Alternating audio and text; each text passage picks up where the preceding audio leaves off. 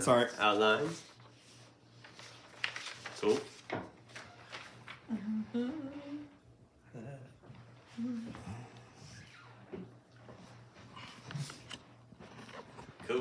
Cool.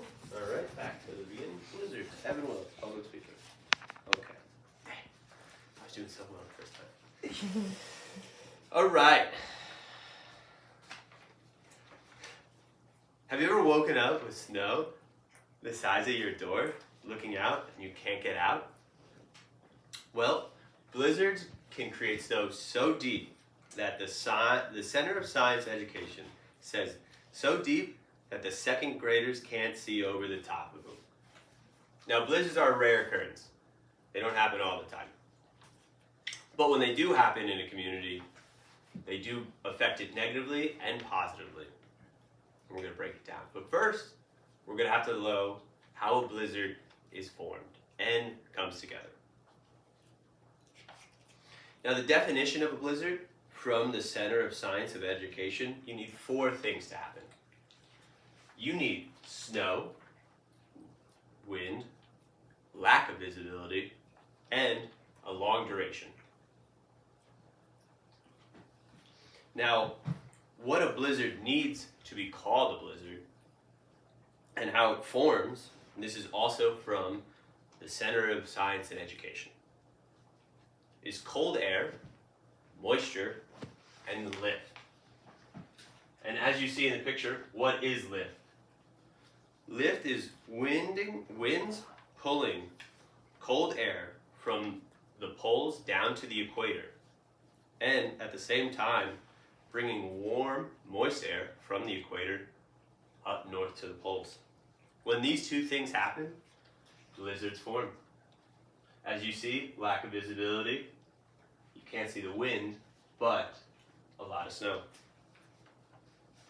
So when a blizzard happens in a community, there's 2 causes and effects. Cause, blizzard. Effect, there is a negative and a positive. We'll use the Buffalo Blizzard of 2022. This is from David Zaff from National Weather Service of Buffalo, explaining the dangerous, deadly effects of the blizzard. Zaff says, "Walked into a blank white world of howling wind. I headed to my car to get supplies, knowing that there was no way to get home." Blizzards are very dangerous to the community.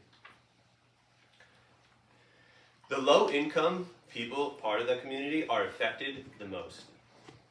They are the high risk. 1, because lack of supplies. 2, with lack of supplies, there's low food, medicine, and to get emergency responses to them. The Buffalo Blizzard of 2022 had 31 deaths because of this. Winds up to 80 miles an hour, lasting 37 hours, and 15 feet of snowdrifts. People were stuck for hours, even days. Now, when this happens, it's paralyzing to the emergency service center because they have no way of getting to people. And since Buffalo's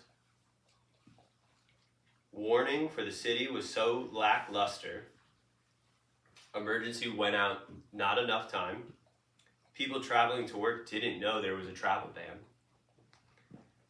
And they didn't send warning, and people were out and about walking around, creating a high death toll. But with a negative comes a positive, as one does. The NYU article by Kaufman and others in June of 2022, Lessons Learned from the Buffalo Blizzard, recommendations of strengthening preparedness and recovery efforts. They say partnering with regional, state, and federal agencies, as well as private and non-profit sectors, to realize the city's immediate long-term needs. So what does that mean? Well, they examined how to bolster physical assets, such as adding additional snow equipment, and maintaining better roads for when this happens again.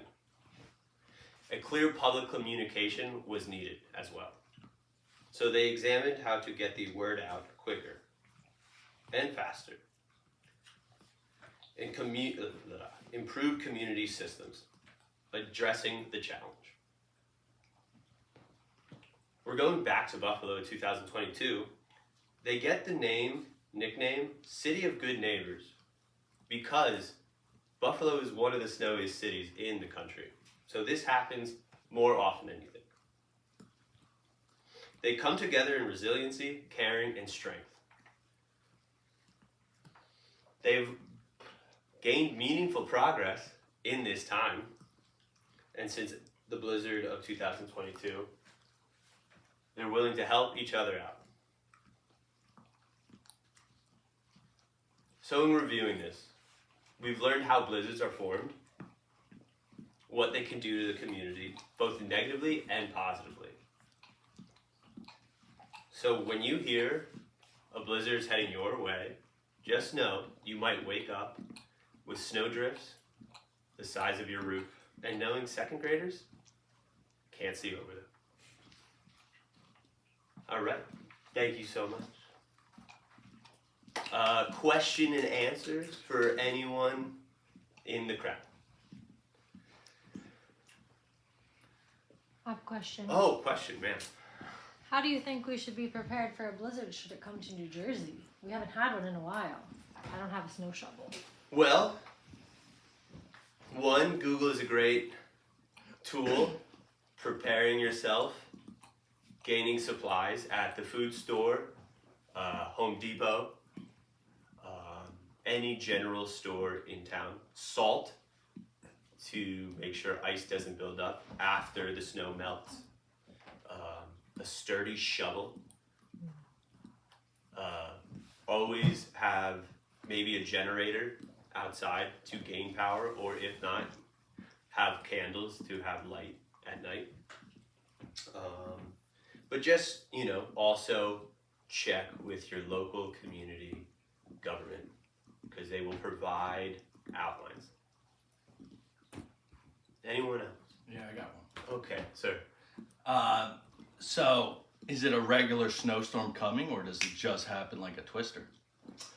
So, they will track the snowstorm, but at a certain point in the storm's development, such as in Buffalo, it'll show maybe 15 to 12 hours before that it will be a blizzard with isobars shrinking, knowing that there will be a lot of wind and the moisture added to the atmosphere, creating more snow and wind. Nice. All right, we'll pan one more time and get Nikki on Zoom. Give a wave, Mr. Zoom. All right. There you go. Thank you. Cool.